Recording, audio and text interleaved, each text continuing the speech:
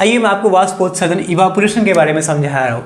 आपके सामने पौधे का डायग्राम चित्र बना हुआ है। पौधे का जो जड़ है वो मिट्टी के अंदर, इसके अंदर जो आसपास में पानी होगा, मतलब जल के जो अंश होते हैं, चाहे वो ज़्यादा हो या कम, क्या करता है, जल जड़ द्वारा अवशोषित कर लिया जाता है। पौधे का जो जड़ होगा वो पानी को क्या कर लेगा, अवशोषित कर लेगा।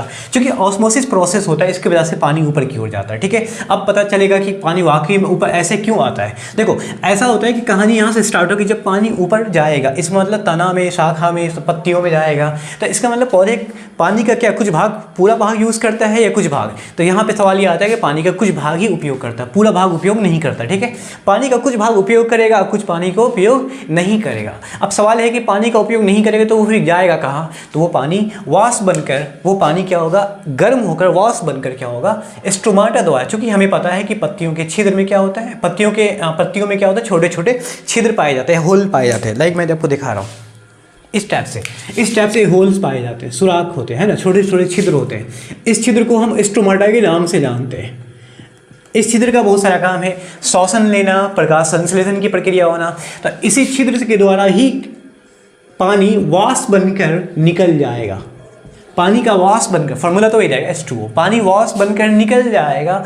तो पानी के कह सकते हैं कि पौधा पानी का कुछ भाग ही उपयोग करता है, कुछ भाग को वाष्प के रूप में पत्तियों द्वारा निकाल देता, निष्कासित कर देता है, इवापोरेट कर सकता है। तो इस प्रोसेस को बोलते हैं इवापोरेशन कहते हैं। ठीक है, तो इसके लिए क्या करना है कि हम चाहे तो एक जांच कर सकते हैं, प्रयोग कर सकते हैं। आप चाहे तो इसको घर पे प्रयोग कर सकते हो। इसके लिए क्या करना है कि एक गमले में लगे छोटे पौधे लेना, क्योंकि ज़्यादा पौधा नहीं ले सकते, छोटा ही पौधा लेना, लेकिन वो पौधा होना भी चाहिए। गमले में लगा हुआ एक छोटा पौधा लेना। ठीक है, राइट, इस तरह से ये गमले में लगा हुआ पौधा होगा। ठीक है, आपके सामने इस टाइप का पौधा होगा, छोटा है, ज़्यादा नहीं।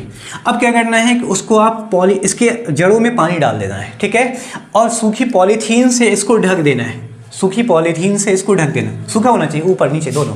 ठीक है, अब क्या करना है कि 2 से 3 घंटे के बाद हमें देखना, 2-3 घंटे के बाद ऑब्जर्व करना है। फिर देखो वो पॉलीथीन उठा के देखोगे तो पानी आ जाएगा। सवाल है कि वो पानी आया कहाँ से, क्योंकि पानी तो हमने पौधे की जड़ों में यहाँ डाला था, पानी वो फिर आया कहाँ से। इसका मतलब है कि उसके अंदर में वाष्पोत्सर्जन की क्रिया हुई होगी, तभी तो पानी आया है। पौधे सभी पानी का उपयोग नहीं करता, कुछ पानी का उपयोग करता है। ठीक है, अब सवाल ये होता है कि पौधे में जो वाष्पोत्सर्जन की प्रक्रिया होती है, उसका जो दर होता है, रेट होता है, वो क्या किस पर निर्भर करता है। तो यहाँ 4 चीज़ों पर निर्भर करता है, मैं आपको बता रहा हूँ। चलो देखो, पहला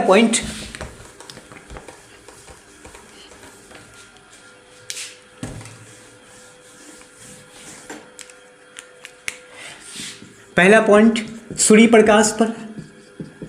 अगर सूर्य प्रकाश रहेगा तो इसका मतलब वाष्पोत्सर्जन की क्रिया होगी। ये एक तरह का एक केस हो गया, एक कारक हो गया, मतलब इसका होना जरूरी है, सूर्य प्रकाश का होना जरूरी है। अगर सूर्य प्रकाश होगा तो क्या वाष्पोत्सर्जन की दर फास्ट होगी या स्लो होगी। मैं आपको यहाँ पर बना के दिखाता हूँ, यहाँ लिख के दिखाता हूँ, वाष्पोत्सर्जन। ठीक है, वाष्पोत्सर्जन, इवापोरेशन। यहाँ पे पौधे के लिए कौन फैक्टर्स होगा, क्या कारक होगा, वो बताना, किस फैक्टर्स पे ये डिपेंड करेगा।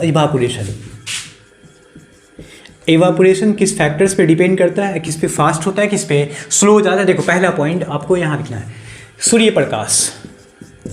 क्या सूर्य प्रकाश की वजह से वाष्पोत्सर्जन की क्रिया फास्ट होगा या स्लो होगा। अब स्लो का अर्थ होगा कि पानी धीरे धीरे जाएगा ऊपर, वाष्प बन के धीरे धीरे निकलेगा। अब फास्ट होता है कि जितना ज़्यादा पानी हो, शायद वो पॉसिबिलिटी ऐसा होता है, या सूर्य प्रकाश पे निर्भर करता है, या तापमान पे निर्भर करता है, या आर्द्रता पे निर्भर करता है, या हवा के वेग पर। इन 4 फैक्टर्स को बताना है। तो सूर्य प्रकाश की उपस्थिति के कारण क्या होता है कि सूर्य प्रकाश की उपस्थिति के कारण स्टोमाटा जो होता है ना, छिद्र, रंध्र जिसको हम कहते हैं ना, वो क्या होता है, ओपन होता है, खुला रहता है। तो अगर ये ओपन रहेगा, खुला रहेगा सूर्य प्रकाश की उपस्थिति, इन द सेंस दिन में, सूर्य प्रकाश कब होता है, दिन में होता है। तो दिन में क्या होता है, पौधे की पत्तियों में रंध्र खुला होता है। इसका मतलब यहाँ जो होगा वाष्पोत्सर्जन क्या होगा, वो फास्ट होगा, तेज होगा। आई बात समझ में। पहले फैक्टर्स मतलब सूर्य प्रकाश अगर है तो इवापोरेशन फास्ट होगा। सेकेंड पॉइंट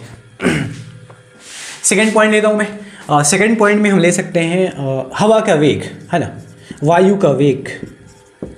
क्या वायु का वेग बढ़ने पर वाष्पोत्सर्जन फास्ट होगा या स्लो होगा। तो ऐसा होता है कि वाष्पोत्सर्जन फास्ट ही होता है, वह हवा का वेग बढ़ने पर। क्यों, क्योंकि रंध्र जो है स्टोमाटा, वो हवा की वजह से ओपन हो जाता है। ठीक है, तो फास्ट होता है। तीसरा पॉइंट की बात करेंगे। अगर तीसरा पॉइंट देखते हैं, तापमान। हाँ, तापमान, टेम्परेचर। क्या टेम्परेचर बढ़ने पर इवापोरेशन फास्ट होगा या स्लो होगा?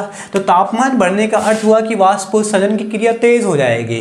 तापमान का अर्थ हुआ कि वो क्या होगा कि पानी जल्दी से गर्म होगा। पानी क्या होगा, पत्तियों में जो पानी है ना वो जल्दी से गर्म होगा।